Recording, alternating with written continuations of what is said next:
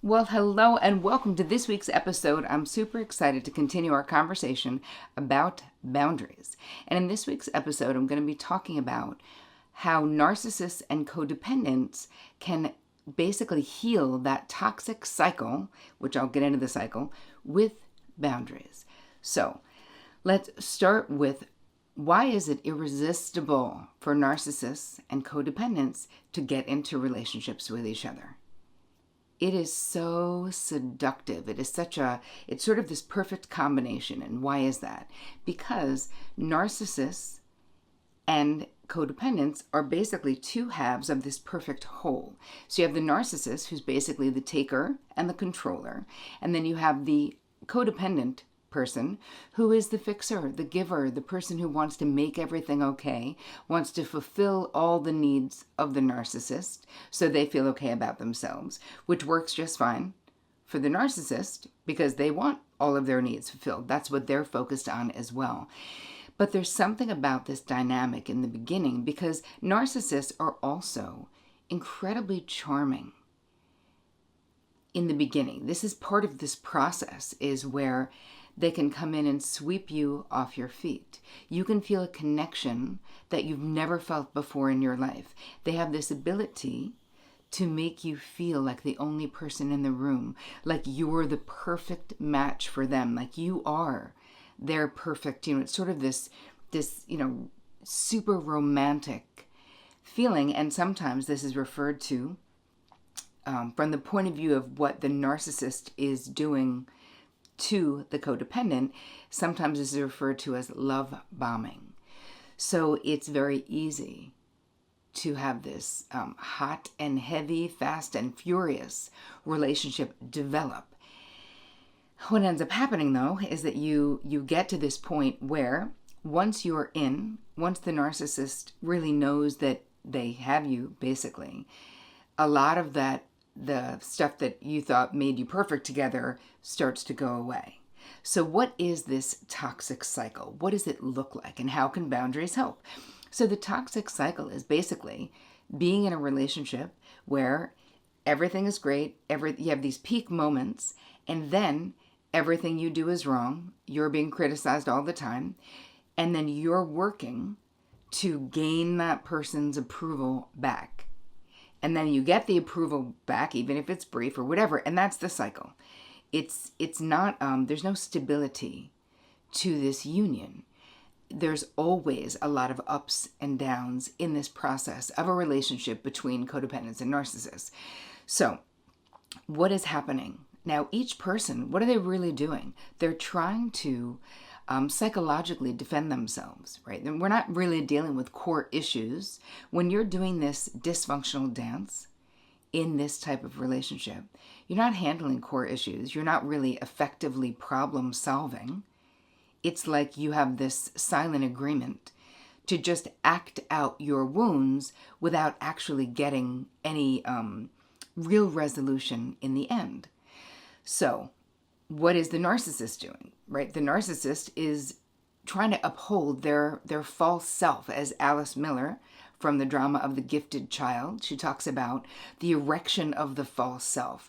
Well, that's so much of what a narcissist is doing, is working to continue to hold up and build up this false sense of themselves. And they're not just doing this for the outside. This is a desperate attempt to avoid the self-loathing, the deep, deep insecurity that most narcissists really feel deep down. So that's basically what they're doing, and they're wanting to get from the codependent what we call their narcissistic supply. So feeding their ego, doing everything around their schedule, getting all of their needs met. But the problem is that no matter how much you acquiesce to what they want, no matter how much you organize your entire life around them, they need to have the cycle. So they'll find a reason for it to go bad again in order for you to then, if you're the codependent, struggle to make it good again. So let's talk about what the codependent is doing. The codependent is always walking on eggshells. A codependent person, if you really have it bad, is constantly dialed into other people's wants, desires, and needs. Codependents feel overly responsible for the outcome of others, for the bad choices of others, taking responsibility endlessly for what is not theirs. And why do you think that is? What is that? What is the secondary gain, as I've talked about before, right? The unobvious gain for doing that. Ooh, what do you get to avoid?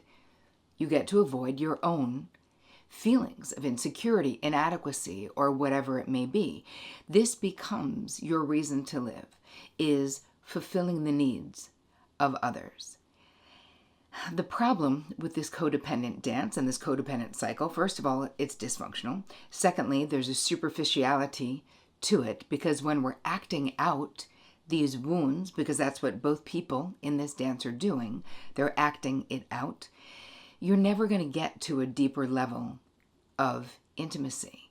And as much as in the very beginning, the codependent is very all in with this dance with the narcissist, right? Because they're so good at anticipating someone's needs and making sure they have everything the way that they like it and the way that they want it.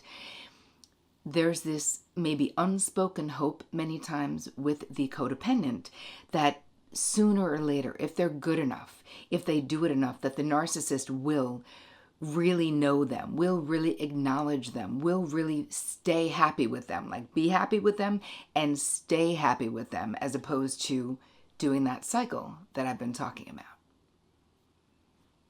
Do you think without any kind of therapeutic intervention or change that is going to happen? Do you think that the narcissist will one day wake up and become a truly appreciative person of the codependent? No, because they cannot. Not even because they don't want to. They are not capable of it because they're not there in the process. So let's talk about, how do we bring boundaries into this mix? So many of you who write into me and who are watching this, about 80% of my audience is female. So much of the time when I'm talking about codependence and narcissism, a lot of times I feel like I'm speaking to the women as the codependents. That is not always true. So if you're a guy and you're watching this, I'm not leaving you out, but it really is, when we talk about boundaries, the person who's not drawing boundaries in the narcissistic codependent relationship situation is the codependent, right?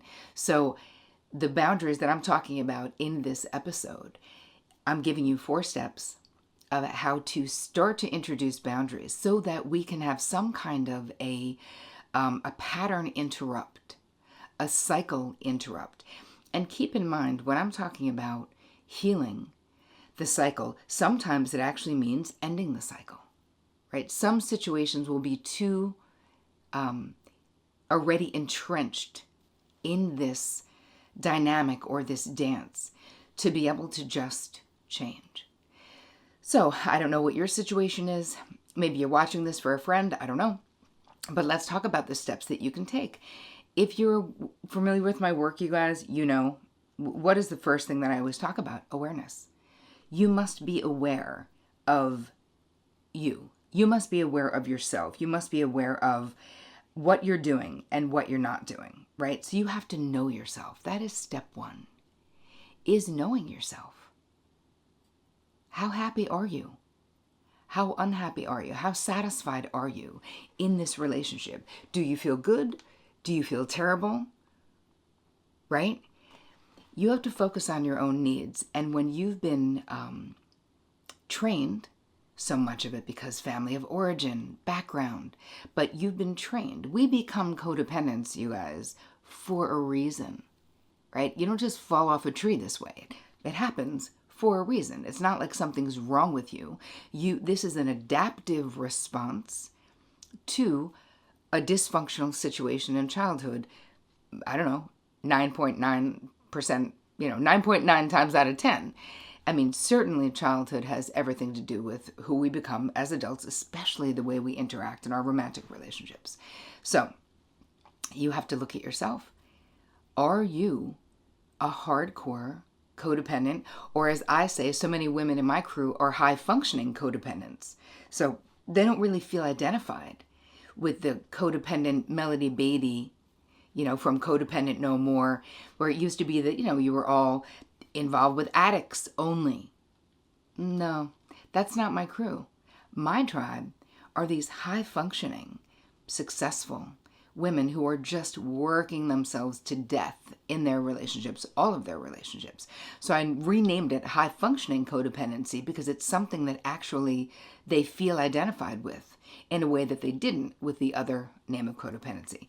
So your step one has to be to get really honest with yourself about what is happening in this relationship, and not just this relationship, other relationships as well.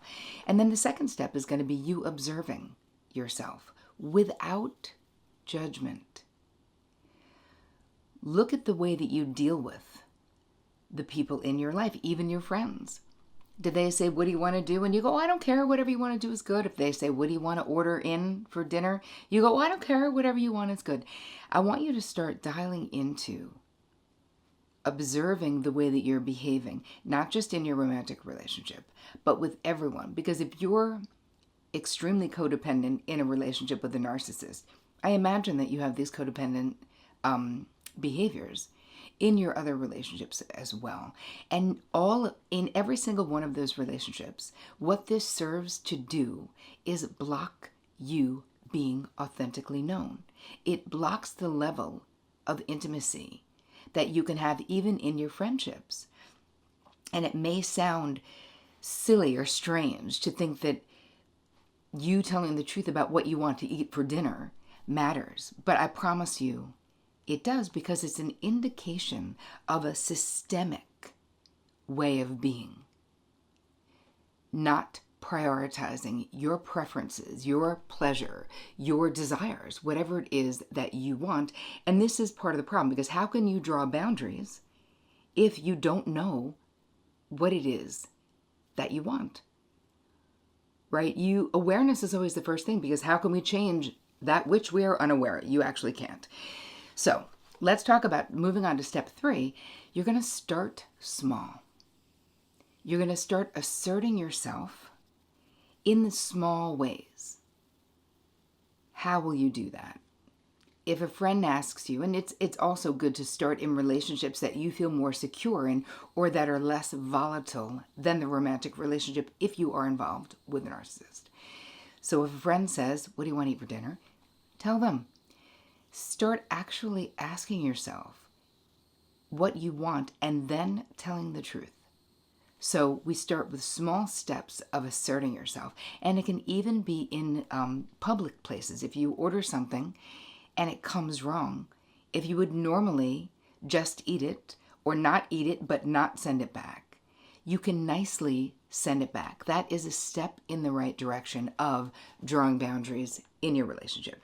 And step 4 is about language. Is once you observe and decide where you're going to start to assert yourself, using very simple, nonviolent communication type language. And because it's hard usually for anyone who suffers from codependency, that it's always appropriate and fine to start with something positive. So even if you're drawing a boundary and, turning down a friend, last week's video was about, saying no with ease and grace. But you can start by saying, I love that you always think to include me. Thank you. But I can't go next Sunday because I already have plans. But I really love that you thought of me. So this, especially for a codependent, it makes it a little bit easier. If you want to provide context for why you're saying no, you can. If you're going to start drawing boundaries within a relationship with a narcissist, again, starting with positivity and saying, thank you for whatever it is, or I love that, how adventurous you are and that you're always planning things for us, but I actually don't want to do whatever the thing is. Also understanding, and don't worry you guys, I have a little downloadable, like a cheat sheet that you'll be able to, I put some language on there for you and these 4 steps to make it easy. Understand that when you draw boundaries, even if it's not with a narcissist, that's going to create feelings for you. But that stress and anxiety of doing it can be short-lived, right? But then the benefit, the relief of doing it can actually last a much longer time. So I want you to think about it that way. You don't have to be perfect at it. You just have to start small, because the process of healing that toxic cycle between a codependent and a narcissist, boundaries really is the answer. And the truth is, once you start drawing boundaries, you are not sure what will be revealed, because you have to get dialed into, if you are the codependent, are you willing to give up this familiar cycle of behavior, this familiar cycle where things are great, we're getting along swimmingly, everything is great, sex is great, she or he seems so appreciative of me right now, until there's something you do that becomes some crime, and then the berating begins, and then the cycle goes again. And then they're mad at you. You don't even know how. In a relationship with a narcissist, you can be mad at them, and somehow, by the end of that conversation, they're mad at you, and you kind of think they're right. Like, they're very, very crafty and very smart. So perhaps ending the cycle in this kind of a relationship, what it may look like, is ending the relationship. Because not all unions that are built with narcissists and codependents will be flexible enough to handle the insertion of boundaries into that union, because you are going to be toppling that apple cart, right? It's called the homeostasis in a relationship, which is basically the balance in a relationship. And when we change something, we change one of the steps to the dance, we change the way we're doing it, that shifts things, and now everything is like mixed up for a while. And when we are in transition, even as a couple, it can be scary. Scary for you, scary for them. Even if the cycle itself, if you are in this type of a cycle, is horrendous, it's familiar. So what I'm asking you to do, if you want to see if your relationship can handle this, is you've got to be brave. And here's the thing. If you're the codependent who really struggles with boundaries, you need to learn how to do this anyway. If you ever want to have the life that you could have, if you ever want to live to your full potential, it will never, ever happen if you never learn how to properly draw boundaries. Because when you really think about what drawing boundaries, what does that mean? You know, Brene Brown would say, it's basically telling the people in your life what is okay and not okay with you, right? This other woman, what's her name? Terri something. She's got a TED Talk about this. She says that your boundaries are basically a compilation of your yeses and nos.